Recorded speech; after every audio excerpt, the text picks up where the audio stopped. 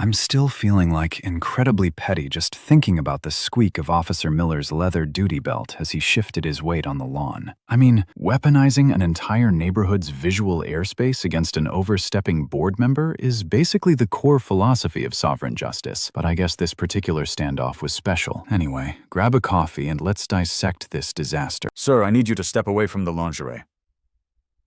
The voice cut through the humid, stagnant air of a Tuesday afternoon like a dull butter knife. I blinked, shielded my eyes from the blinding suburban sun, and looked at the uniformed police officer standing on the edge of my freshly edged, meticulously maintained fescue grass. Then, I followed his gaze. I looked up. High above us, snapping like a ship's sail in the crisp, intermittent cross breeze, was a pair of cherry-red, triple extra large, a faux silk boxer shorts. They were rigged exactly halfway up a shiny 15-foot residential aluminum flagpole. "Officer," I said, keeping my hands perfectly visible at my sides, making sure my voice was the absolute picture of calm, reasonable homeownership. "I assure you this isn't lingerie. It's a memorial."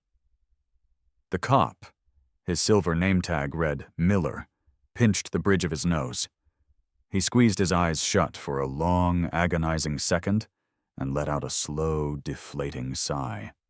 It was the kind of sigh that communicated years of dealing with neighborhood noise complaints, stolen Amazon packages, and people arguing over property lines drawn in the 1980s. His partner, a rookie who looked like he had barely graduated from high school, was standing 3 paces back, visibly biting the inside of his cheek so hard I thought he might draw blood, just desperately trying to keep from laughing.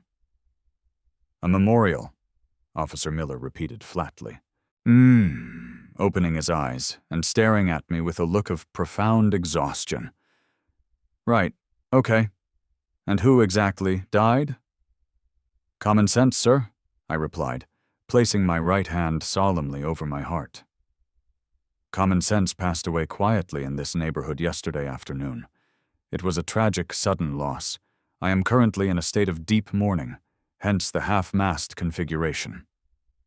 Let's hit the rewind button. To truly appreciate the absolute absurdity of how 2 sworn officers of the law ended up dispatched to a house to investigate flying underpants, we need to go back 48 hours. 2 days prior, my life was blissfully, mind-numbingly boring. I live in a place called Shady Pines. Shady Pines is your standard, aggressively manicured American suburban purgatory. It's one of those sprawling, cookie-cutter subdivisions where every single house is painted one of 4 pre-approved shades of beige. The grass is kept at an unnatural, chemically induced level of green, and the air constantly smells faintly of chlorine and suppressed middle-class rage. It's the kind of place where people measure their self-worth by how perfectly their driveway is power-washed. It was a Sunday morning. I had just spent 2 hours washing my truck in the driveway. It was a beautiful day. The birds were singing, the sprinklers were ticking back and forth. Classic Americana. After I finished detailing the wheels, I took the small, blue, microfiber towel I used to dry the rims, walked up my driveway, and casually draped it over the back of one of my aluminum patio chairs on the front porch so it could dry in the sun. It was a towel. It was damp. It was outside drying. Simple, right? Normal human behavior dating back to the dawn of civilization. Wrong. Exactly 2 hours and 14 minutes later, I was sitting in my living room when I heard the dreaded, unmistakable thwack of a heavy envelope hitting the storm door of my front entrance. I didn't even need to look out the window to know who it was. I heard the electric whine of the golf cart reversing down my driveway. I opened the front door and looked down. Sitting perfectly centered on my welcome mat was a bright pink envelope. I picked it up. Inside was a citation. But it wasn't just a piece of paper. The sheer, unadulterated sociopathy of what I was holding took my breath away. It was laminated. Someone had taken the time to print this out, feed it through a thermal laminator, and hand-deliver it. The fine was for $250. The stated violation, printed in bold, 14-point Arial font, read, "Unauthorized and unseemly display of textiles." Pinned to the laminated citation with a heavy-duty paperclip was a photograph. It was a grainy, highly zoomed-in, black and white picture of my damp blue microfiber towel sitting on the patio chair. It looked like a piece of forensic evidence from a true crime documentary. The signature at the bottom of the citation was written in sweeping, aggressive cursive. Brenda. Brenda is the president of the Shady Pines Homeowners Association. Brenda does not have a day job. Brenda's day job is making everyone else's life a living nightmare. She patrols the neighborhood in a custom golf cart equipped with a flashing amber light and a personalized license plate that literally says, "Gavel." She rules the subdivision with the terrifying, unblinking zeal of a prison warden looking for contraband. This is a woman who once cited a family because their son's sidewalk chalk hopscotch grid was deemed unapproved abstract street graffiti. I stood on my porch, holding the pink laminated slip of tyranny, and stared at the empty patio chair. The towel was completely dry now. I brought it inside, walked straight into my home office, and pulled my copy of the Shady Pines Covenants, Conditions, and Restrictions out of my filing cabinet. The CC&R binder is a massive, 3-inch thick, leather-bound document that feels heavier than the Old Testament and is at least twice as wrathful. I slammed it onto my desk, flipped past the table of contents, and hunted down the specific statute Brenda was citing. Section 4, Property Use Restrictions. Paragraph 8, Subsection C. I traced my finger along the ridiculously dense legal jargon until I found the exact sentence. It read, "No garments, linens, apparel, or laundry of any kind whatsoever may be visibly draped, hung, suspended, or otherwise displayed from the street view of any parcel or property within the community." Visibly draped. I leaned back in my desk chair and stared at the ceiling. A rational person, a normal, well-adjusted member of society, would have paid the $250 fine online, tossed the laminated citation in the recycling bin, and muttered a few curse words under their breath while resolving to dry their car towels in the garage from now on. But as the viewers of this channel know, I am not a rational person when provoked by petty bureaucracy. I am a man who appreciates the delicate, highly destructive art of malicious compliance. If Brenda wanted to interpret a microfiber car cloth resting on a chair as an unseemly display of textiles, then I was going to show her what a real display looked like. If she wanted to wage a war over visible laundry, I was going to give her a spectacular, legally unassailable show. I left the house immediately. I didn't drive to the HOA office to complain. I drove straight to the largest commercial hardware store in the county. I walked into the garden and outdoor living section and bypassed the standard clotheslines and drying racks entirely. I found a store associate, a guy in an orange apron named Todd, who looked like he'd rather be literally anywhere else, and asked him where they kept the heavy-duty flagpoles. Todd led me down aisle 14. I purchased a 15-foot telescoping, heavy-duty residential flagpole made of aircraft-grade aluminum. It came with a gold anodized ball finial for the top, a braided nylon halyard, and 2 heavy-duty brass snap hooks. I also bought 2 80-pound bags of quick-setting Quikrete, a post-hole digger, and a mixing tub. Next, I drove to a massive, fluorescent-lit big-box department store down the highway. I bypassed the electronics, I walked right past the grocery section, and I marched directly into the men's big and tall clothing department. I started flipping through the racks of underwear. I wasn't looking for comfort. I wasn't looking for breathability. I was looking for visual impact. I found them on the bottom rack. They were magnificent. A pair of triple extra large, aggressively shiny, cherry red faux silk boxer shorts. They were so large that if you held them up by the waistband, they looked less like a garment and more like a spinnaker sail for a racing yacht. They were hideous. They were perfect. I bought them for $9.99. I drove back to Shady Pines with the windows down, the radio off, and the silence of absolute focus settling over me in the cab of my truck. According to Section 6, Paragraph 2 of the very same HOA rulebook, every homeowner in Shady Pines was expressly permitted to erect 1 standard residential flagpole, not to exceed 20 feet in height, for the express purpose of displaying patriotic, state, or holiday-themed flags. The rules were clear. A flagpole was a protected structure. The HOA had absolutely no authority to ban the pole itself. I dragged my tools to the exact dead center of my front yard, right in the middle of the pristine emerald green fescue. I took the post hole digger and viciously plunged it into the earth.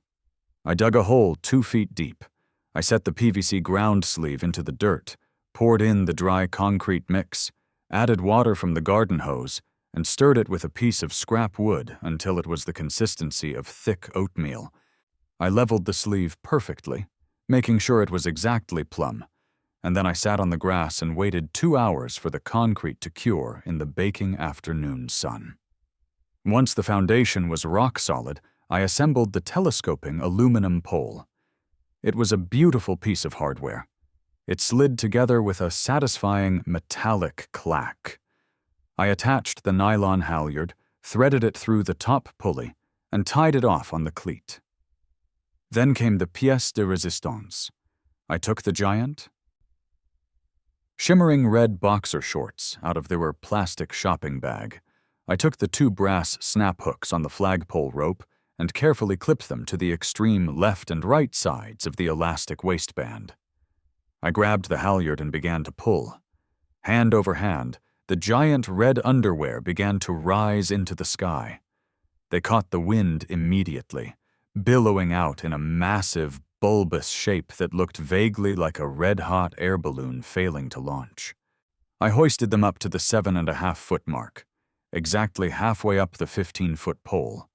I wrapped the rope around the cleat tightly in a figure-8 knot, securing the display. I took 3 steps back, wiped the sweat from my forehead, and admired my handiwork. It was a monument to spite. It was the most beautiful thing I had ever built. I went up to my porch, pulled the very same aluminum patio chair from the towel incident up to the railing, poured myself a tall mug of black coffee, and sat down to wait. The first person to encounter the display was my neighbor, Dave. Dave is a retired accountant who walks his aging golden retriever, Barnaby, past my house exactly 4 times a day. At 4:15 p.m., Dave came strolling down the sidewalk, holding a little blue plastic bag in one hand and Barnaby's leash in the other. Dave was looking down at his phone. Barnaby, however, noticed the anomaly in the airspace immediately. The dog stopped dead in his tracks on the sidewalk, sat his heavy haunches down on the concrete, and stared up at the giant red boxers snapping violently in the wind. The sudden stop jerked the leash, pulling Dave's attention away from his screen. He looked at the dog, followed the dog's gaze up into the sky, and then froze. Dave stood there for a full 30 seconds in total, unbroken silence. He slowly lowered his phone. He squinted. He tilted his head to the left like a confused owl. "Hey, man," Dave finally called out, his voice laced with profound bewilderment projecting across my front lawn. Are those underpants?" I took a slow, deliberate sip of my coffee. "They are, Dave," I called back loudly. Dave took a step closer to the edge of my grass, shielding his eyes from the sun with his free hand. "They're enormous. XXL, faux silk, found them on clearance." Dave processed this information. He looked down at Barnaby. Barnaby whined softly. Dave looked back up at the pole. Why are they halfway down the pole? Did the rope get stuck?" "No, Dave," I said, leaning forward in my chair. "They are at half-mast, in mourning." In mourning? Dave asked, his brow furrowing deeply. Did somebody die? Our civil liberties, Dave. Our basic fundamental human right to dry a small blue towel on our own property without being financially extorted. It's a tragedy. A slow, knowing grin spread across Dave's face. He let out a low, rumbling chuckle that turned into a full-blown laugh. He shook his head, gave me a mock salute with the hand holding the blue plastic dog poop bag, and tugged lightly on the leash. "Give 'em hell, kid," he said, continuing his walk down the block. But Dave wasn't the audience I was performing for. Dave was just the opening act. The real target, the main event, arrived exactly 12 minutes later. I didn't see her at first. I heard her. I heard the high-pitched electric whine of the golf cart engine being pushed far beyond its factory-recommended RPM limits. Brenda came careening around the corner of Elm Street and Oak Drive on 2 wheels. She was driving so fast the little orange flag on the back of her cart was practically horizontal. She spotted my front yard from 50 yards down the street. I saw her physically recoil in the driver's seat. She slammed her foot on the brakes. The golf cart skidded, the tires screeching against the hot asphalt, leaving a faint black mark as the vehicle lurched to a halt, half on the street and half on the edge of my driveway apron. She didn't just step out of the cart, she launched herself out of it like she was ejecting from a fighter jet. She was wearing her standard uniform, a crisp white tennis visor, a pastel floral blouse, khaki capris, and a face locked in an expression of such intense volcanic rage that I genuinely thought she might have a medical emergency right there on my concrete. She was clutching her trademark clipboard so tightly her knuckles were white. "Take that down!" she shrieked. Her voice echoed off the vinyl siding of my house and rang down the street. "Take that obscene banner down this instant!" I didn't stand up. I just smiled, comfortably seated on my porch. "Good afternoon, Brenda. Beautiful cross breeze we're having today, isn't it? Really catches the silk. Gives it a nice, majestic billow." "This is a violation of community standards," she yelled.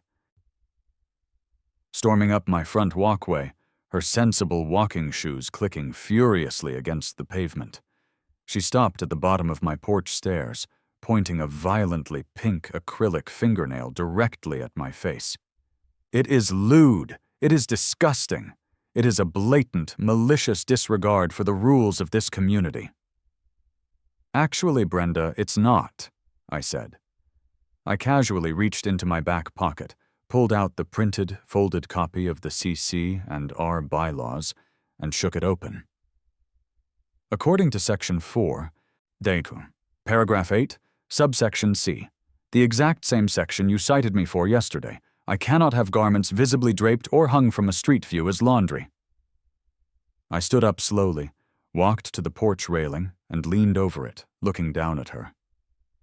"These aren't laundry, Brenda," I explained, gesturing grandly toward the flagpole. "They are entirely dry. Furthermore, they are not draped. They are properly hoisted using a secure halyard system on an approved residential flagpole. Which I am entitled to maintain under Section 6. This is a statement piece, a flag, if you will." "Underwear is not a flag!" Brenda screamed, her voice cracking. "Show me the definition, Brenda," I challenged, leaning further over the railing. "Show me where in this 3-inch thick binder of misery it defines the exact geometric shape, the required thread count, and the mandated textile parameters of a flag. Is there a rule against alternative, non-traditional vexillology? Because I couldn't find one." Her face turned a mottled shade of crimson that perfectly matched the boxers flying above us. She was literally shaking with anger. "You think you're clever?" she spat, her eyes narrowing into tiny slits. "You think you can just make a mockery of this neighborhood? You are disturbing the peace. You are creating a public nuisance. I am calling the police." She reached into her pocket, pulled out her smartphone, and aggressively stabbed the screen with her thumb. "You do that, Brenda," I said, sitting back down in my chair and crossing my legs. Tell dispatch the giant red underwear is threatening you. Make sure you mention the thread count." She glared at me, put the phone to her ear, and marched back to her golf cart to wait. Which brings us, flawlessly and predictably, right back to the beginning of this mess. Right back to Officer Miller, his terrified rookie partner, and the squeak of his duty belt as he stared up at my yard art. Top on. After Miller had exhausted his deep sigh, he looked from me, standing calmly on my porch, to the flagpole, and then over to Brenda, who was currently pacing back and forth on the sidewalk, practically hyperventilating with righteous indignation.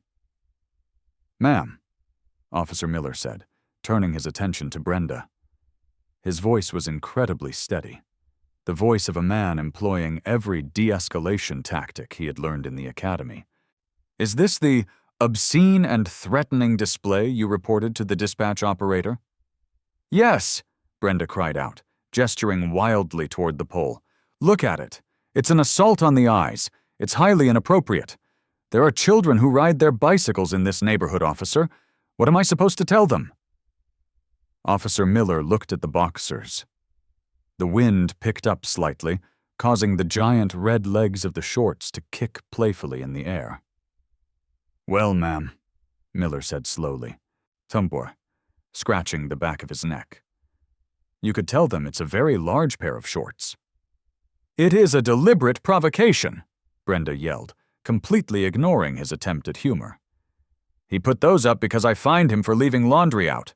He is mocking the authority of the homeowners association." Miller sighed again. He turned back to me, hooking his thumbs into his duty belt.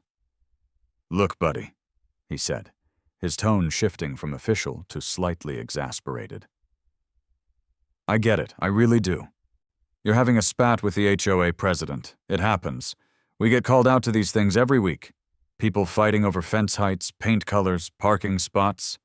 But do you really, honestly need to fly your unmentionables on a 20-foot pole?" 15-foot pole, officer, I corrected politely. "And, as I mentioned, it's a memorial." "Right. The memorial for common sense," Miller said deadpan. He looked over his shoulder at the rookie. The rookie just shrugged helplessly. His face flushed red from holding in a laugh. Miller turned his attention back to me. "Sir, I'm going to ask you a direct question. Is there any vulgar writing on those shorts? Any threatening symbols? Anything explicitly illegal?"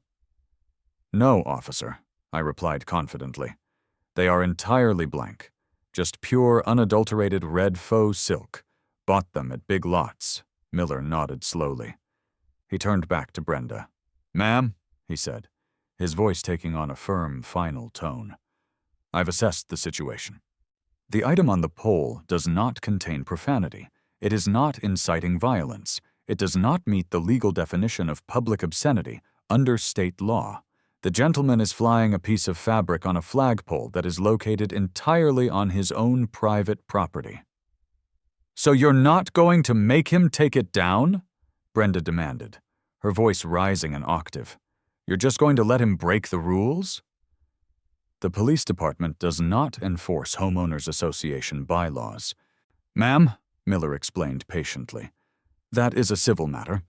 If you believe he is violating your contract, you'll have to take it up in civil court or through your board's fine system, but as of right now, no crime is being committed here." "See?" I smiled brightly at Brenda from the porch. "Law enforcement has spoken.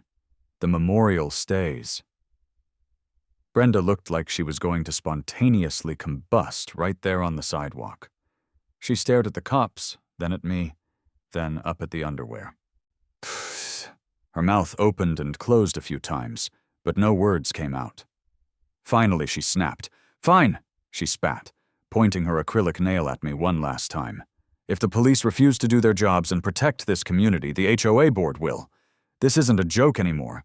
You are officially being fined $1,000 a day for unauthorized, non-compliant yard art. Every single day those disgusting things are up, you owe this association $1,000. Let's see how funny you think it is when we put a lien on your house." She spun around, stormed back to her golf cart, practically ripped the steering wheel off the column as she cranked it, and peeled away down the street, the electric motor whining in protest. Officer Miller shook his head, gave me a tired two-finger salute, told me to try and keep the peace, and walked back to his cruiser with the rookie. As the squad car pulled away, I stood on my porch alone, looking up at the red boxers. The war was officially on. $1,000 a day was no joke. Brenda thought she had won. She thought the threat of financial ruin would break me. She thought I would run out right then and there, untie the halyard, and take down my glorious display. And she was right about one thing. I did take the boxers down.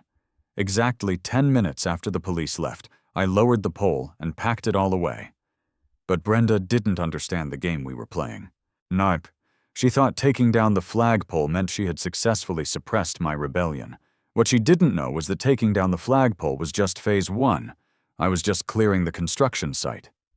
If she wanted to play hardball with the rule book, it was time for me to go over her head. It was time to dive into the legal matrix and find a weapon so powerful, so legally binding, that her little HOA binder would be rendered entirely useless. I locked the front door behind me. The heavy brass deadbolt sliding into place with a satisfying final thunk. The adrenaline of the standoff with Brenda and the police was finally starting to wear off, leaving behind that cold, creeping realization of what I had just done. I walked into my kitchen, leaned against the granite counter, and let out a long breath. $1,000 a day. That wasn't a slap on the wrist. That was financial ruin disguised as neighborhood beautification. What? Brenda wasn't playing the game of petty citations anymore. She had escalated straight to nuclear warfare. If I left those triple extra-large red silk boxers flying on that pole for a month, she would slap a $30,000 lien on my house and foreclose on it before Thanksgiving. And the terrifying part about living in a deed-restricted community in Florida is that the HOA actually has the legal authority to do exactly that. They can take your home over unpaid fines. It's a completely unregulated, tyrannical system run by people who peaked as hall monitors in middle school. I walked down the hall and into my home office. It was time to go to work. I sat down in my leather desk chair, cracked my knuckles, and woke up my dual monitors.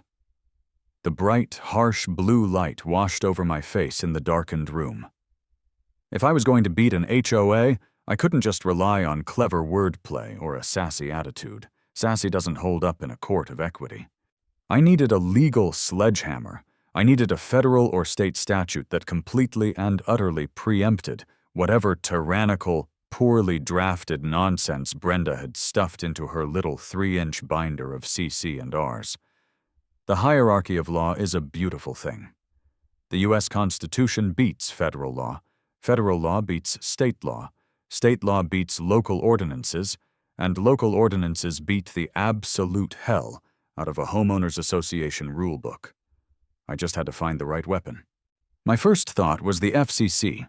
I pulled up the Federal Communications Commission database and started digging into the OTARD rules, the Over-the-Air Reception Devices Rule, established under the Telecommunications Act of 1996. For those of you who aren't giant legal nerds like me, the OTARD rule is the holy grail for dealing with HOAs who hate satellite dishes. It strictly prohibits any homeowner restriction, including HOA bylaws, that impairs the installation, maintenance, or use of antennas used to receive video programming. It's a federal mandate. If an HOA tells you that you can't put a DirecTV dish on your roof, you just hand them an OTARD printout and watch them cry. I spent 2 solid hours trying to figure out if there was any scientifically plausible way I could classify a pair of giant red boxer shorts as an over-the-air reception device. Could I weave copper wire through the elastic waistband? Could I connect a coaxial cable to the left leg hole and claim I was trying to pull in local UHF broadcasts from Tampa? I went down a massive rabbit hole reading engineering forums about DIY fractal antennas and conductive fabrics. Honestly, for about 20 minutes, I convinced myself I could make it work. I pictured myself standing in front of a federal judge, holding a multimeter, trying to prove that my faux silk underwear was receiving a faint signal of a Mexican soap opera. But then reality set in. Even I couldn't spin that level of nonsense with a straight face. The FCC would probably fine me just for wasting their time, and Brenda would still foreclose on my house. OTARD was a bust. By midnight, I had moved on to intellectual property law. I pulled up the text of the Visual Artists' Rights Act of 1990, commonly known as VARA.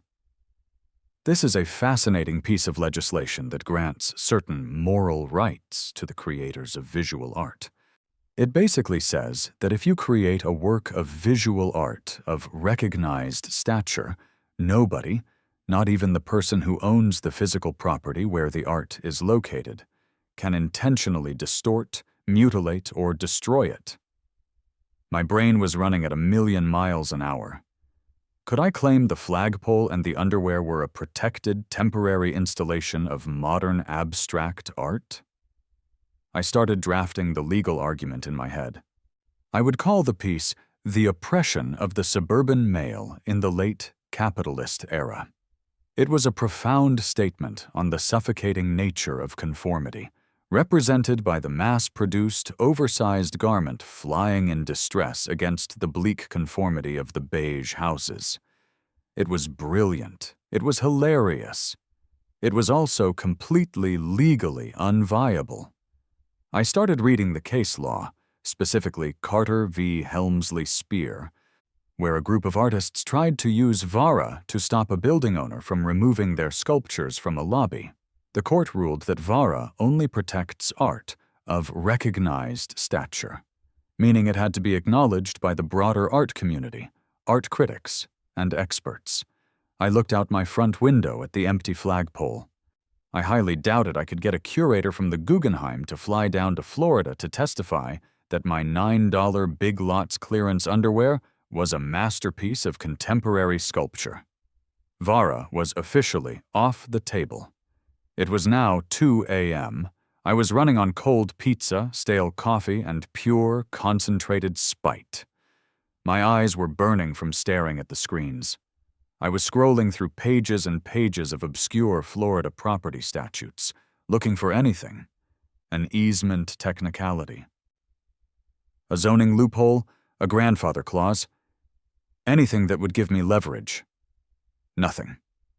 Brenda's rules regarding the visible display of textiles were draconian, sure, but they were legally sound under contract law. I had signed the deed restrictions when I bought the house. I had legally agreed to abide by their ridiculous standards. My chest felt tight. For the first time all day, a creeping sense of defeat started to wash over me. She had me. She actually had me. Or I was going to have to pay the fine, take the pole down permanently, and live the rest of my life drying my microfiber car towels in the suffocating darkness of my garage like a subterranean mole person. I stood up and started pacing the length of my office. I walked over to the window and stared out at the street. The neighborhood was dead quiet, bathed in the sickly orange glow of the sodium streetlights. Across the street, Brenda's house sat in perfect, terrifying compliance. Her lawn was a uniform height. Her driveway was immaculate. There wasn't a single textile visibly draped anywhere. I rubbed my temples, trying to clear the brain fog. What started this whole mess in the first place? It wasn't the flagpole. It wasn't the giant red boxers. Those were just the escalation. It was the towel, the little blue microfiber towel. Why was the towel outside? To dry. How was it drying? In the sun. What was Brenda's specific problem? The HOA bans clotheslines and any outdoor drying of laundry. I stopped pacing. I stood frozen in the middle of my office. Wait a minute. I live in Florida, the Sunshine State, a state that gets hit by massive hurricanes, suffers from power grid failures, and is heavily invested in promoting green energy alternatives. A state legislature that has a long, documented history of aggressively pushing back against local municipalities that try to hinder solar power expansion. I rushed back to my desk. practically throwing myself into the chair. I slammed my hands onto the keyboard and opened a fresh search tab. I didn't search for HOA laundry rules. I didn't search for flagpole laws. I typed Florida State Statutes Solar Energy HOA Restrictions. I hit enter. The search results populated in a fraction of a second. The very first link was a direct hit to the official website of the Florida State Legislature. It was Title 21, Chapter 163, Part 1.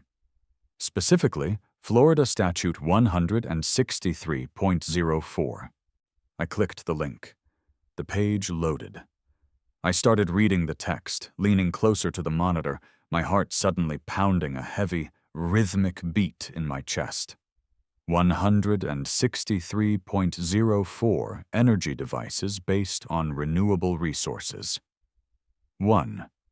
Notwithstanding any provision of this chapter or other provision of general or special law, the adoption of an ordinance by a governing body, which prohibits or has the effect of prohibiting the installation of solar collectors, clotheslines, or other energy devices based on renewable resources is expressly prohibited. I stopped reading. I blinked. I read it again. Solar collectors, clotheslines, or other energy devices. Florida law legally classifies a clothesline as a protected solar energy device because it literally uses the thermal radiation of the sun to perform a task that would otherwise require electricity. A manic, entirely unhinged laugh bubbled up in my throat. I couldn't stop it. I laughed out loud in my empty office at 2:15 in the morning. I scrolled down to the next paragraph, my eyes devouring the legal text. 2. No deed restriction, covenant, declaration, or similar binding agreement may prohibit or have the effect of prohibiting solar collectors, clotheslines, or other energy devices based on renewable resources from being installed on buildings erected on the lots or parcels covered by the deed restriction, covenant, or declaration. There it was. Tempoir, the supreme clause, the legal nuke I had been desperately searching for. This statute didn't just offer a loophole, it explicitly, violently neutered the HOA. It stated in plain, unambiguous English that no matter what the Shady Pines Homeowners Association, CC, and R. Binder said, they legally could not ban a clothesline. Any rule they had on the books prohibiting the outdoor drying of clothes was instantly voided by state law. Brenda's citation wasn't just stupid, it was completely, undeniably illegal. But it got better. Oh man, it got so much better. I scrolled down to the enforcement section of the statute. 3. In any litigation arising under the provisions of this section, the prevailing party shall be entitled to costs and reasonable attorney's fees. I slumped back in my chair, staring at the ceiling, a giant, terrifying smile spreading across my face. This was the most beautiful piece of legislation I had ever seen in my entire life, the fee-shifting provision. That was the kill shot. In normal legal battles with an HOA, the homeowner usually loses not because they are wrong, but because they run out of money. The HOA uses the community's collective dues to hire expensive corporate lawyers to drag the process out, until the homeowner goes bankrupt paying their own legal fees. It's a war of attrition, and the HOA always has a bigger war chest. But Florida Statute 163.04 completely flipped the script. It shifted the financial risk entirely onto the HOA.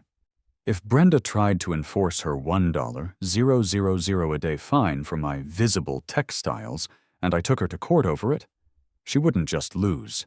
The judge would immediately rule in my favor based on the statute, and then the judge would force the Shady Pines HOA to cut a massive check to pay for my lawyers. If she fought me, she would be bankrupting her own organization.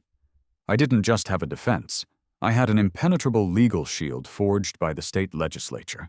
And it came equipped with a financial self-destruct button aimed directly at Brenda's precious landscaping budget. I closed out all the other tabs on my browser. I didn't need the FCC. I didn't need modern art copyright law. I just needed the power of the sun. I opened the bottom drawer of my desk, pulled out a pad of grid paper, and clicked my mechanical pencil. None. If the state of Florida considered a clothesline a solar energy device, then I was not going to just string a piece of cheap plastic paracord between two oak trees in my backyard. That would be too quiet. That wouldn't be sovereign justice. Brenda wanted to wage war over a 4x4-inch damp microfiber towel on a patio chair. She tried to fine me $1,000 a day for hoisting a piece of fabric in the air. Therefore, I was going to give her a piece of green energy infrastructure that would haunt her nightmares for the rest of her natural life. I was going to build the most obnoxiously large, structurally sound, legally protected solar fabric drying array the state of Florida had ever seen. And I was going to put it exactly where it would inflict the maximum amount of psychological damage, right smack in the middle of my front yard, fully visible from the street, perfectly framed by her front window across the road. I started sketching.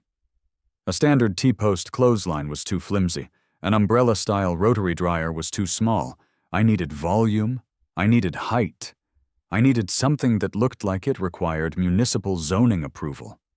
I drew 4 massive vertical columns, 6x6 pressure-treated pine posts sunk deep into concrete footings.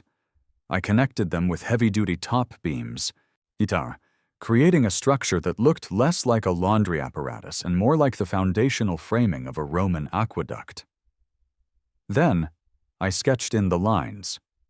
Not cheap rope, but industrial-grade, plastic-coated steel core cable, strung back and forth across multiple tiers. I calculated the total linear footage of drying space. It was enough to dry the uniforms of a small militia. I looked at the clock. It was 3:45 a.m. I was vibrating with energy. I couldn't build this myself, not quickly anyway. If I started digging holes in my front yard by myself, Brenda would immediately dispatch her goons with a cease and desist order, and it would turn into a physical shouting match in the dirt. I needed shock and awe. I needed this thing erected so fast she wouldn't even have time to call an emergency board meeting before the concrete was set. I needed a professional. I needed a guy who didn't ask questions, who worked fast, and who ideally enjoyed upsetting local authority figures as much as I did. I pulled out my phone and scrolled through my contacts. I scrolled past plumbers, electricians, and HVAC guys until I hit the S section. Sal. Sal owned a boutique, local contracting firm. I had met him 2 years ago when he remodeled my master bathroom. Sal was a guy who looked like he chewed gravel for breakfast and chased it with a shot of diesel fuel. He wore dusty, sweat-stained baseball caps, a leather tool belt that looked heavier than I was, and an expression of permanent, aggressive skepticism toward the world. He hated permits, he hated inspectors, and he absolutely loathed homeowners associations. He was the perfect man for the job. I looked at my sketches one last time. It was unhinged. It was absurd. It was going to cost me a few $1,000s out of pocket just for the lumber and labor, but as I stared at the blueprint of my impending revenge, I realized something important. You can't put a price tag on a perfectly executed, legally protected act of spite. I set an alarm on my phone for 7 a.m., folded the grid paper neatly, and finally went to bed. For the first time in 48 hours, I slept like a baby.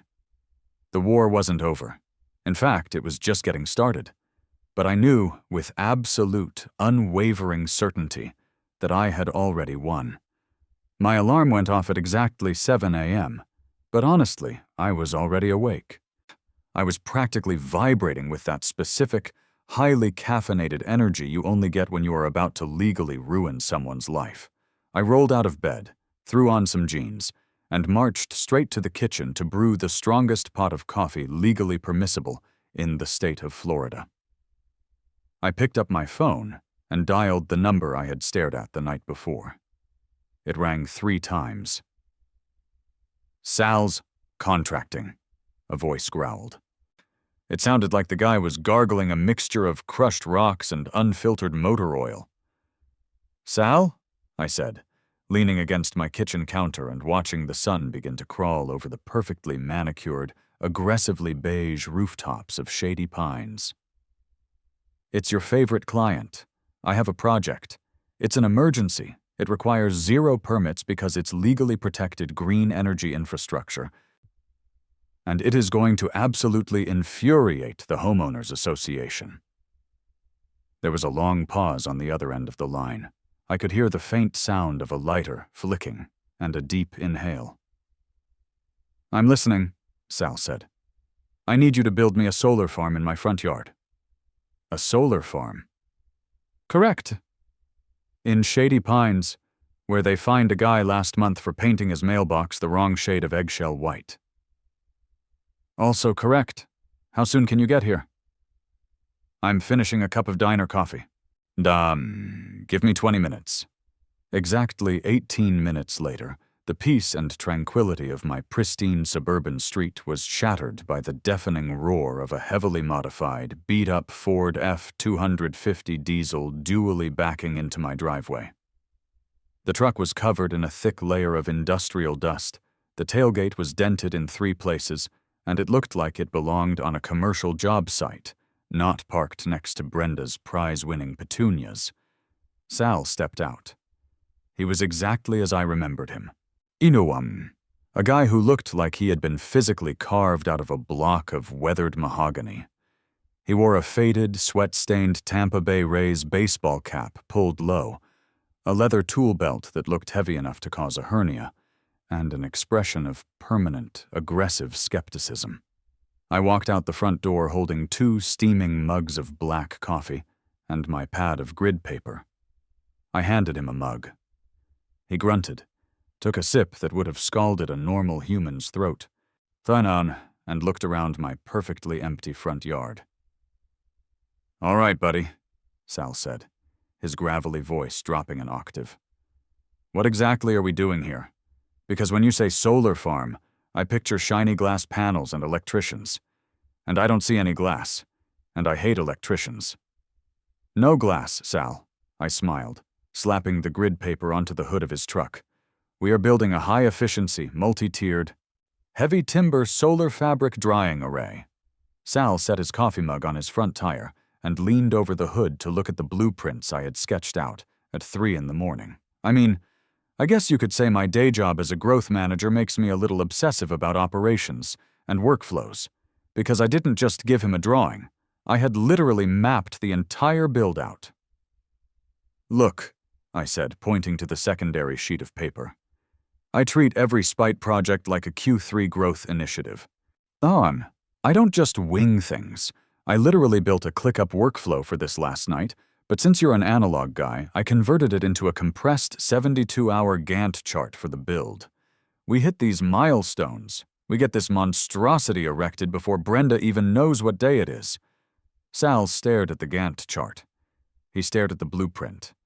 He took his hat off, scratched his bald head, and looked at me like I had completely lost my mind. "Buddy," Sal said slowly, tracing a thick, calloused finger over the intricate webbing I had drawn between the posts. "What exactly am I looking at here? Because this looks like a 12-foot-tall commercial-grade pergola system engineered to withstand a Category 3 hurricane." "That is exactly what it is, Sal," I beamed. "Right smack in the middle of your front lawn."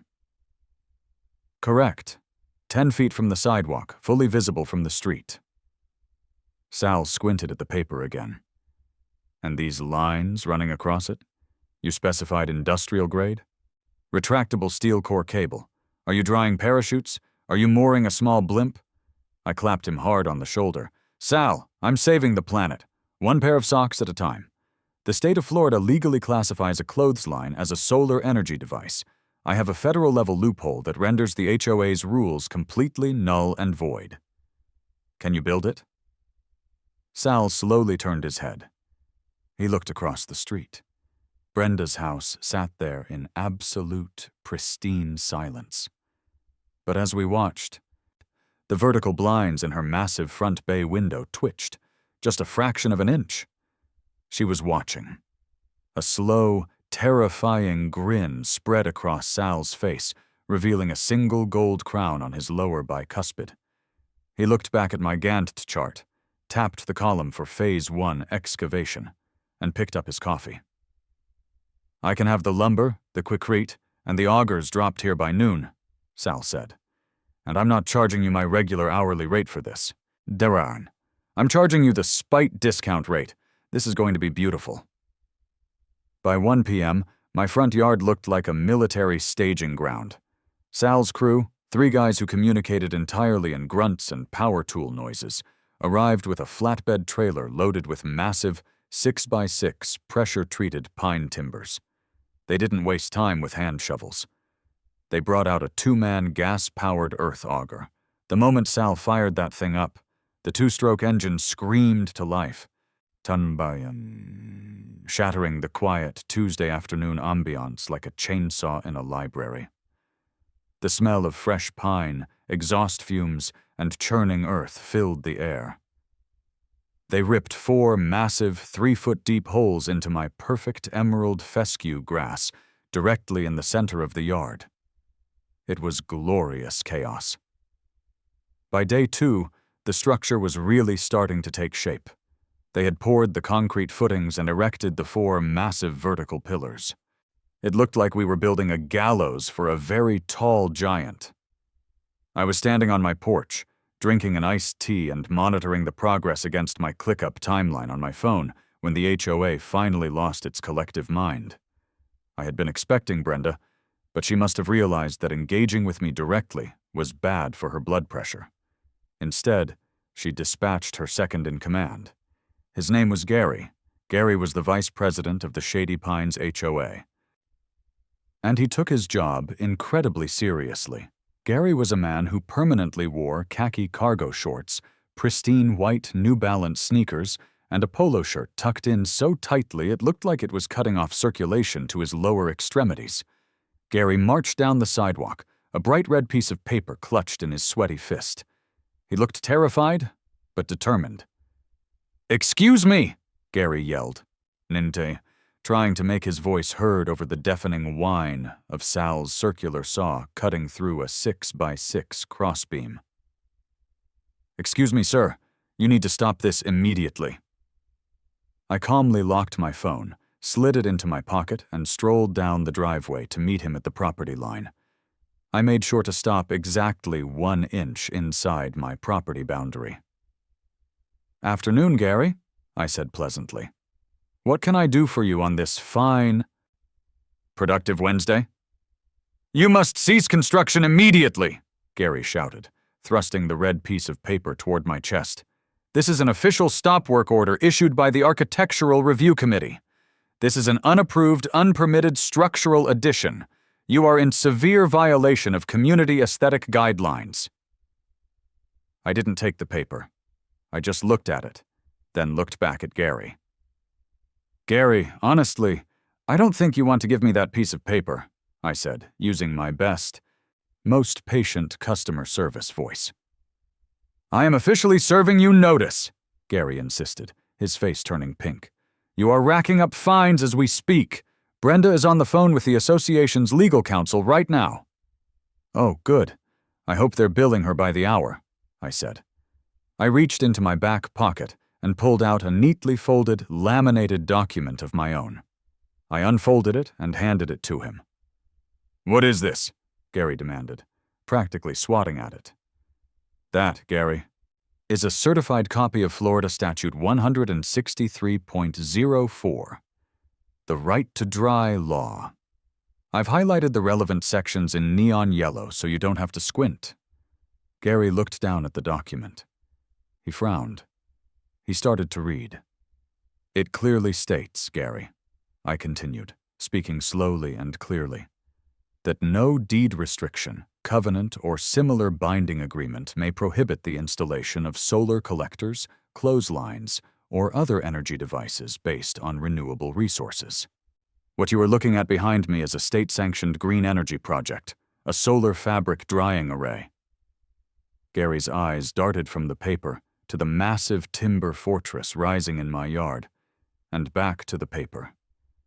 His brain was visibly struggling to compute the data. This is a clothesline? Gary stammered, pointing a trembling finger at the 12-foot-tall pergola. It is a highly efficient drying mechanism, I corrected him. And here is the most important part, Gary. Look at paragraph 3, the fee-shifting provision. If the HOA tries to enforce that stop work order, or if you try to fine me for this, you are violating state law. I will sue the HOA. The judge will rule in my favor immediately, and the HOA will be legally forced to pay 100% of my attorney's fees. Gary swallowed hard. His Adam's apple bobbed. So, I smiled, stepping just a fraction of an inch closer. Do you still want to hand me that red piece of paper? Or do you want to go back to Brenda and explain to her that she is about to bankrupt the neighborhood landscaping fund? Gary looked at the red stop work order in his hand. He looked at the laminated state statute. Then, he looked up at Sal, who had turned off the circular saw and was currently leaning against a post, wiping sweat from his forehead with a dirty rag, and glaring at Gary like he was a particularly annoying mosquito. Gary slowly crumpled the red paper in his fist, shoved it into the pocket of his cargo shorts, and without a single word, turned around and power-walked back down the sidewalk as fast as his New Balances could carry him. "Have a blessed day, Gary," I called out after him. Sal walked over, tossing a heavy tape measure from hand to hand. He was grinning so hard his eyes were crinkling. He reached into the cab of his truck and pulled out a pink cardboard box. "Donut?" Sal offered, flipping the lid open. "Don't mind if I do," I said, and grabbing a glazed ring. We stood there, side by side, on my lawn, eating donuts in the Florida sun.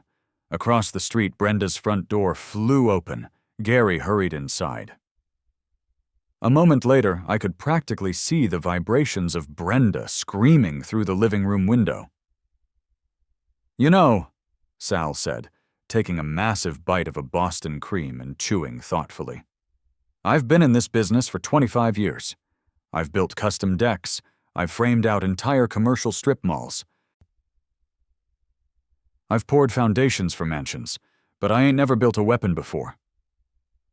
He looked up at the massive wooden frame, then back at me, his expression softening into something resembling deep, paternal pride.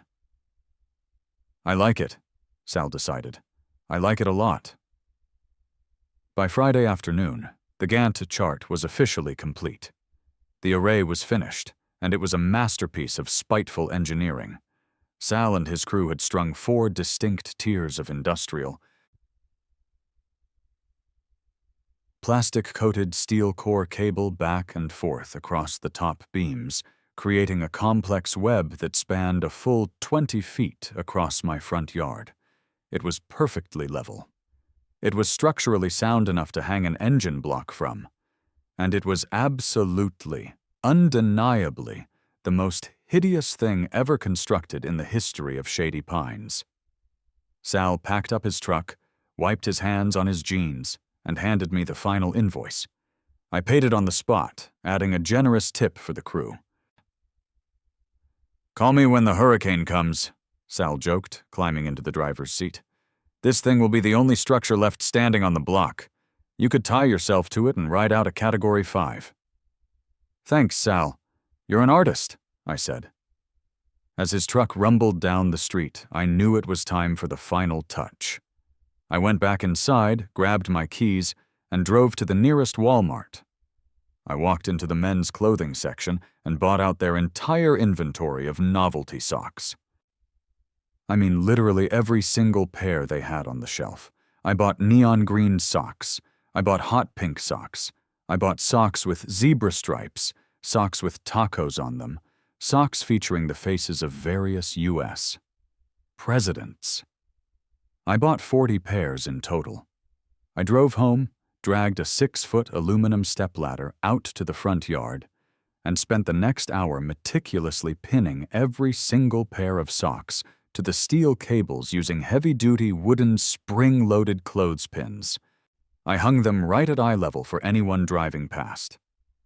The sheer volume of synthetic cotton flapping in the wind sounded like a flock of very colorful, very angry birds taking flight. The trap was fully set, baited, and locked. Now I just had to wait for Brenda to step in it. And knowing her, the wait wouldn't be long.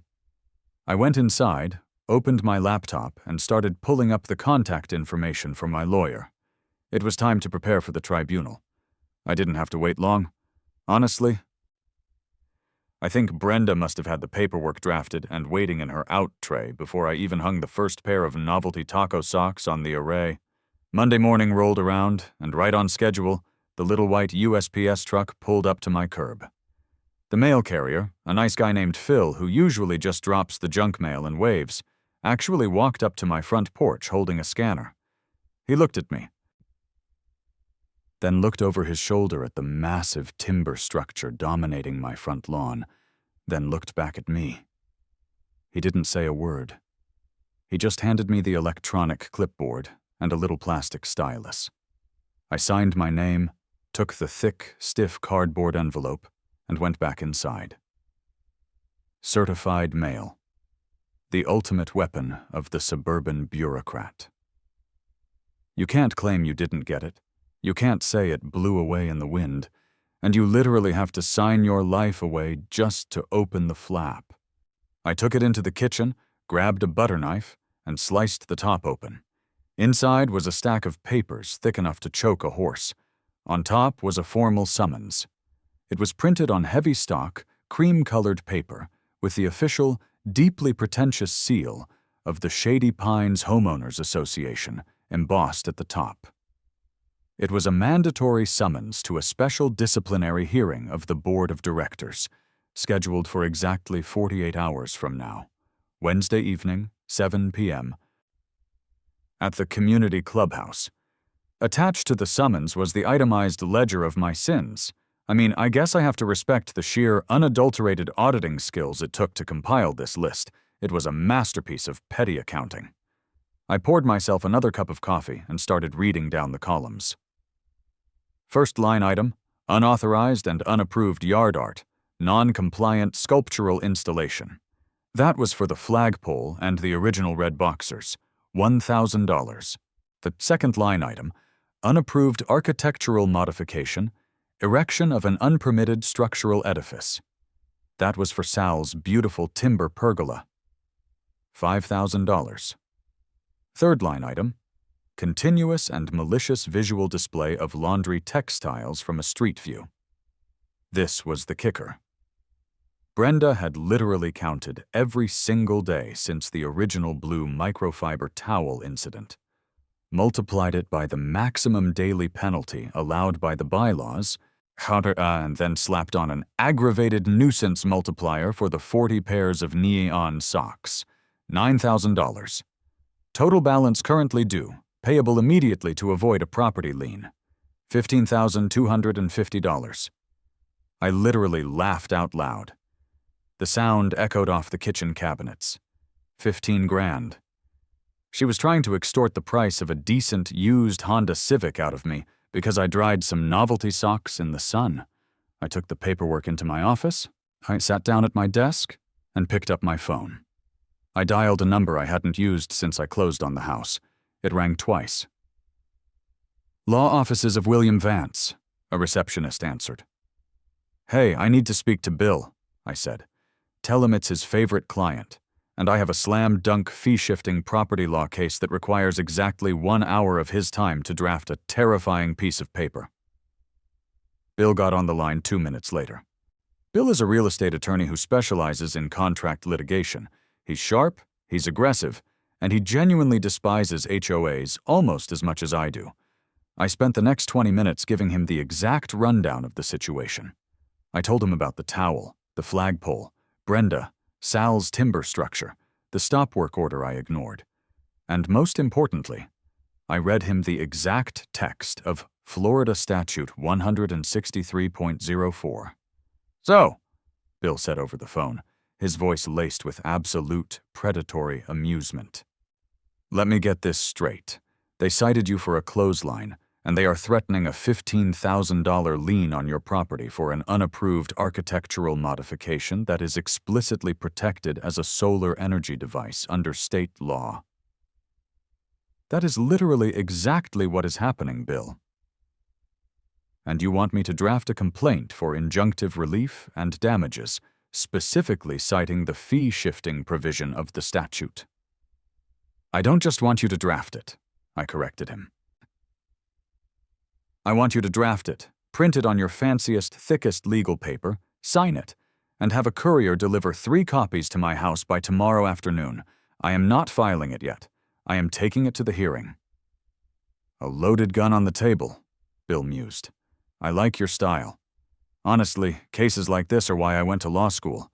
I'll have the courier there by noon tomorrow. My retainer fee for the hour is coming out of their pockets anyway. So let's make it hurt.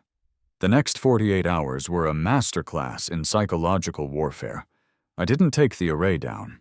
In fact, I went out and adjusted the socks so they caught the wind better. I saw Brenda drive past my house no less than 6 times, her golf cart creeping along at a snail's pace, her eyes locked on the structure like it was a glowing radioactive crater. Wednesday evening finally arrived. The air was thick, humid, and heavy. The kind of classic Florida twilight where you start sweating the second you walk out your front door.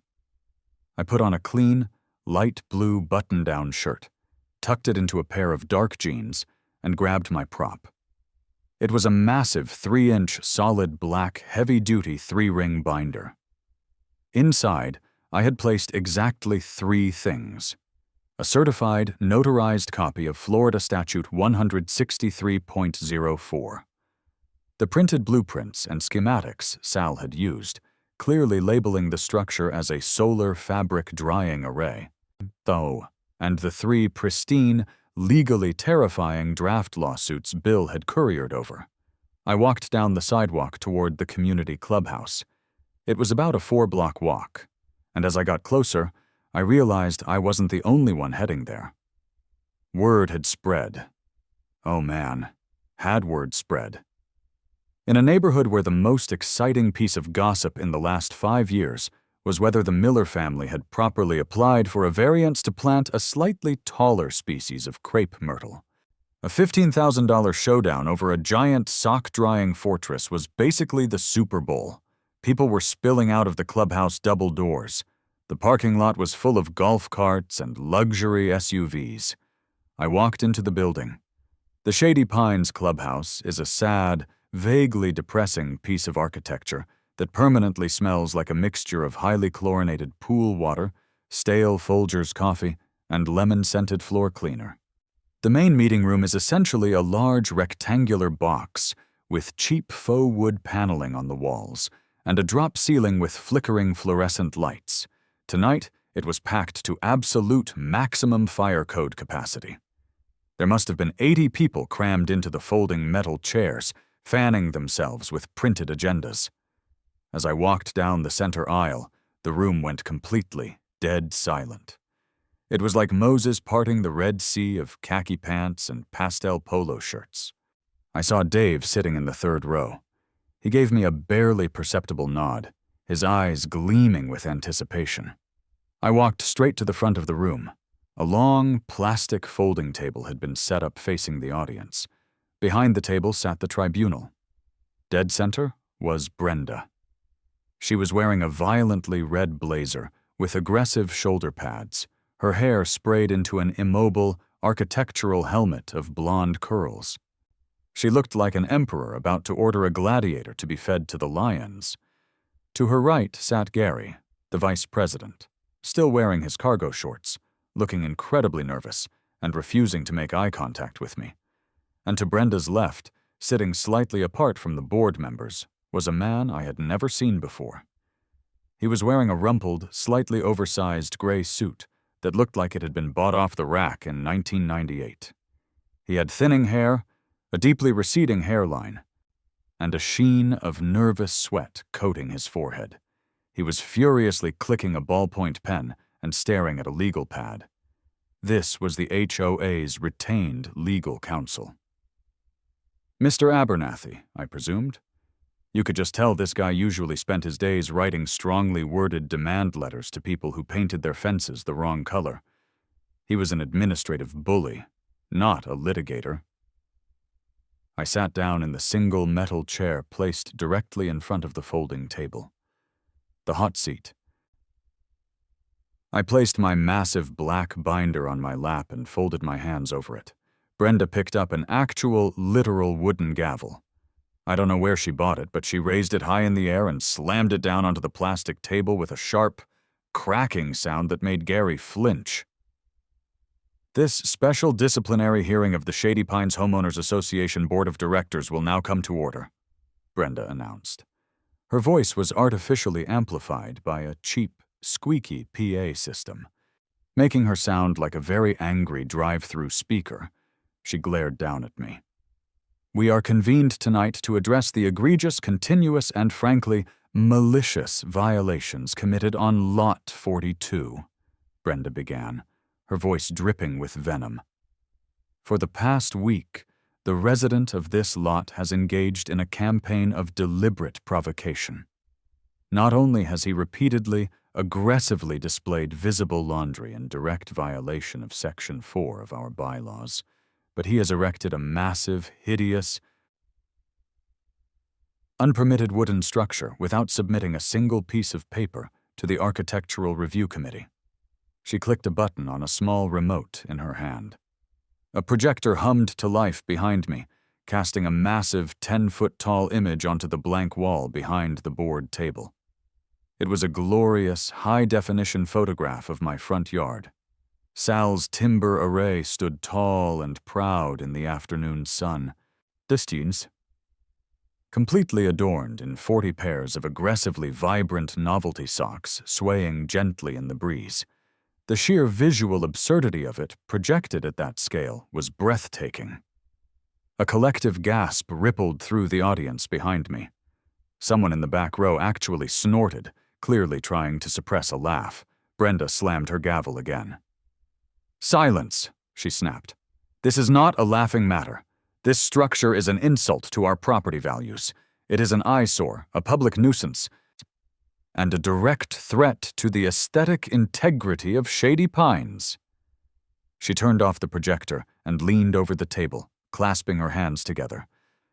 The fines, as of this morning, total $15,250, Brenda declared, her eyes locking onto mine with the intensity of a laser beam. The board has consulted with our legal counsel, Mr. Abernathy here, and we are prepared to take immediate action. We demand the payment in full by cashier's check within 48 hours, and we demand the total demolition and removal of the unpermitted structure by noon tomorrow. If these demands are not met, the association will officially place a lien on your deed, and we will begin foreclosure proceedings. She sat back in her chair, a look of profound, sickening smugness settling over her features. She looked at the crowd, then back at me. She thought it was over.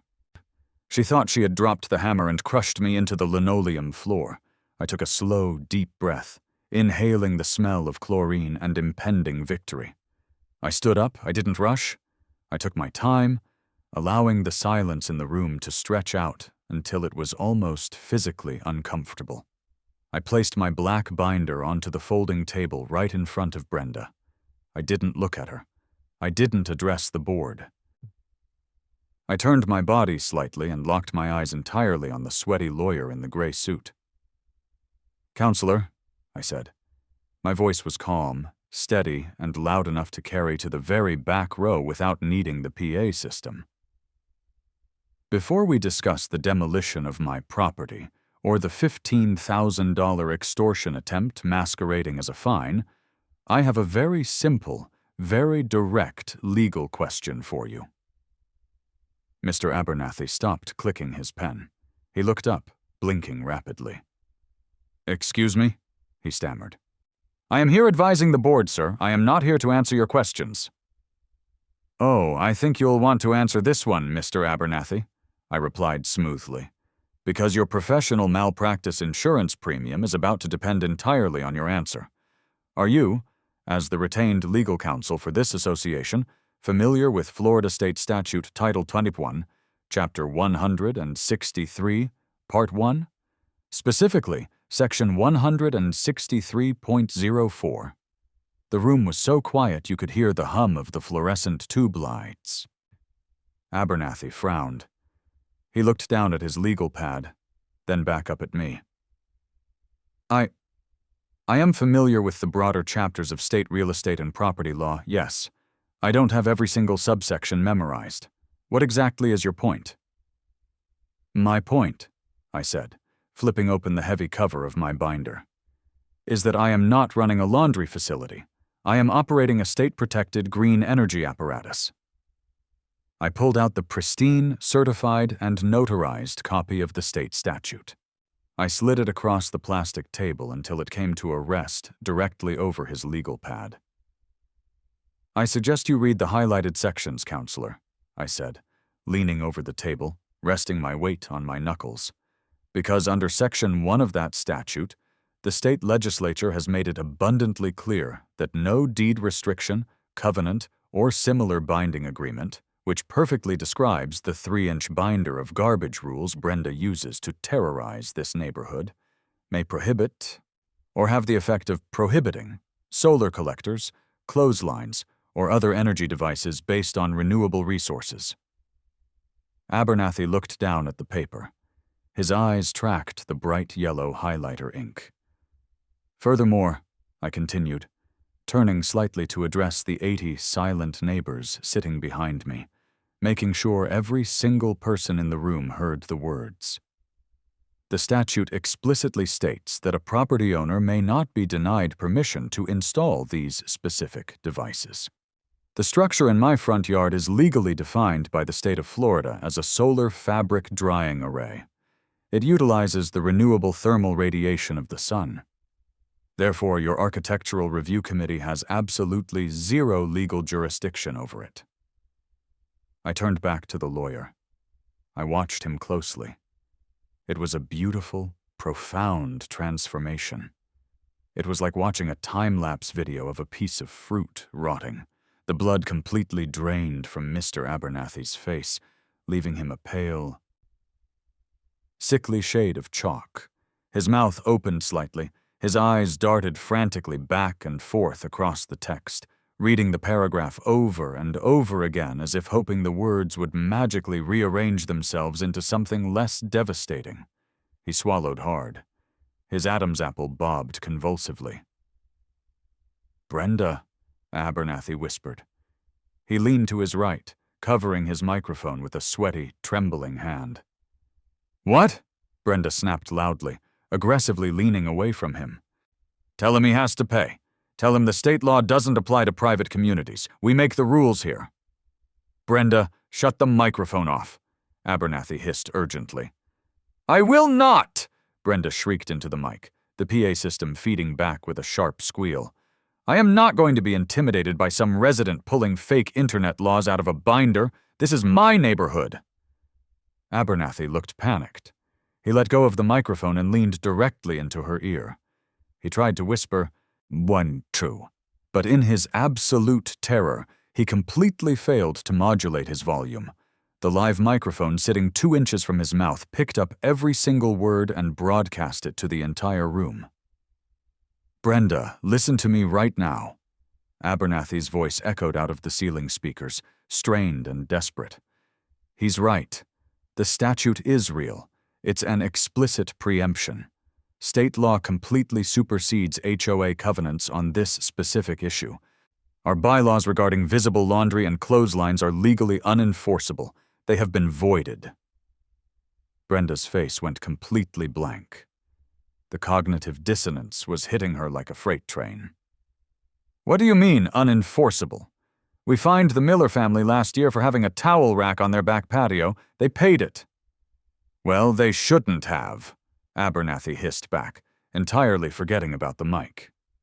if you try to enforce these fines, or if you attempt to place a lien on his property for an explicitly protected structure, you are acting in direct violation of state law." "So what?" Brenda yelled, throwing her hands up. "Let him try to fight us. We have the HOA legal fund. We'll drag it out in court until he gives up." I smiled. The trap was sprung. The jaws had completely snapped shut. I reached back into my binder and pulled out the thick, perfectly formatted stack of legal papers Bill had drafted. I threw the stack onto the table. It landed with a heavy, authoritative thud. "I'm glad you brought up court, Brenda," I said, cutting through their panicked bickering. "Because you clearly didn't read paragraph 3 of the statute, which your lawyer is currently sweating over, the fee-shifting provision." Abernathy squeezed his eyes shut. He knew exactly what was coming.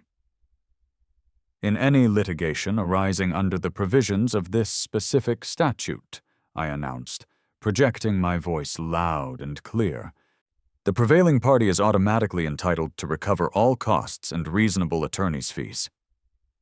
I tapped the stack of papers. "This," I said, "is a finalized, signed complaint for injunctive relief, breach of fiduciary duty, and harassment. My lawyer drafted it this morning. If you do not dismiss the $15,000 in fines right now, on the record, in front of all these witnesses, I will have my attorney file this paperwork at the county courthouse at 8 a.m. tomorrow." I leaned in, making direct eye contact with Brenda, watching the sheer panic finally shatter her smug facade. "And when I win," I told her, my voice dropping to a dangerous, icy calm, "and I will win, because the law is entirely on my side. A circuit court judge is going to force the Shady Pines Homeowners Association to write a very, very large check to cover every single penny of my legal fees. My lawyer bills at $450 an hour. By the time he is done dragging you through discovery, he will have completely bankrupted this HOA. I will personally make sure the judgment is paid out of the neighborhood landscaping budget. Enjoy mowing your own lawns, folks, because the HOA won't be able to afford the gas for the riding mowers." The clubhouse erupted. It wasn't just murmurs. It was absolute pandemonium. 80 people simultaneously realized that Brenda's petty vendetta was about to financially ruin the neighborhood's operational budget. People were standing up. Someone yelled, "You're going to bankrupt the neighborhood over a pair of socks?" Dave, sitting in the third row, stood up and started a slow, rhythmic, booming clap that echoed off the cheap paneling. Abernathy looked like he was about to have a massive cardiac event. He frantically grabbed Brenda's arm, physically shaking her. "Like what?" "Dismiss it!" Abernathy screamed over the noise of the crowd, completely abandoning any pretense of professional decorum. "Brenda, I am advising you as legal counsel, if you don't dismiss the fines immediately, I am formally withdrawing my representation of this board. Dismiss the fines." Brenda looked at the angry crowd. She looked at the terrified lawyer. She looked at the meticulously drafted lawsuit sitting on the table. Her violently pink acrylic nails dug into the plastic edge of the folding table. Her face cycled through shades of red, purple, and finally settled on a sickly, defeated gray. She looked at me. The pure, unadulterated hatred in her eyes was almost beautiful. "Fine," she whispered. "I'm sorry, Brenda," I said, cupping a hand behind my ear. "I didn't quite catch that. You have to speak into the microphone for the official meeting minutes." Abernathy didn't even give her a chance to speak. Tokar. He practically lunged across the table, grabbed the microphone, and pulled it toward his own face. "The Board of Directors," Abernathy declared, his voice shaking with adrenaline and panic, "hereby recognizes the superseding authority of Florida State Statute 163.04. All fines, citations, and penalties levied against Lot 42 are hereby fully, officially, and permanently dismissed with prejudice. The architectural structure in question is recognized as a protected solar energy device and may remain on the property." He grabbed Brenda's wooden gavel out of her rigid, frozen hand and slammed it down onto the table so hard the wooden handle actually splintered. Bang. "This meeting is adjourned," Abernathy yelled, standing up so fast his metal folding chair tipped over backwards and crashed onto the floor. He started furiously shoving his legal pads into his briefcase. He didn't look at Brenda. He didn't look at the crowd. He basically sprinted for the emergency exit door at the back of the room. I slowly, meticulously packed my documents back into my black binder, the snap of the 3 metal rings echoing loudly in the immediate vicinity of the table. Brenda hadn't moved. She was staring straight ahead at the blank wall, her chest heaving, her hands trembling. Her absolute, unchecked authority had just been dismantled piece by piece, and, in front of the entire neighborhood, using a legal loophole so tight she couldn't even attempt to wriggle out of it. I zipped the binder shut, tucked it under my arm, and looked down at her.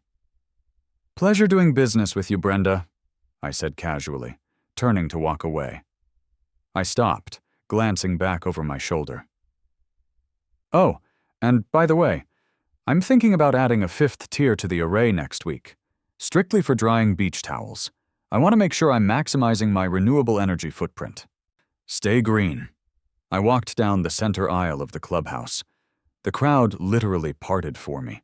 People were clapping me on the back, laughing and shaking their heads. Dave gave me a high five so hard my palm stung. I pushed through the double doors and walked out into the humid Florida night. The air tasted incredibly sweet. I had just successfully weaponized the state legislature, a gruff contractor named Sal, and 40 pairs of novelty socks to completely humiliate a tyrannical HOA board. I took a deep breath, looked up at the stars, and started the walk home. The war wasn't just won, it was a total, unconditional surrender.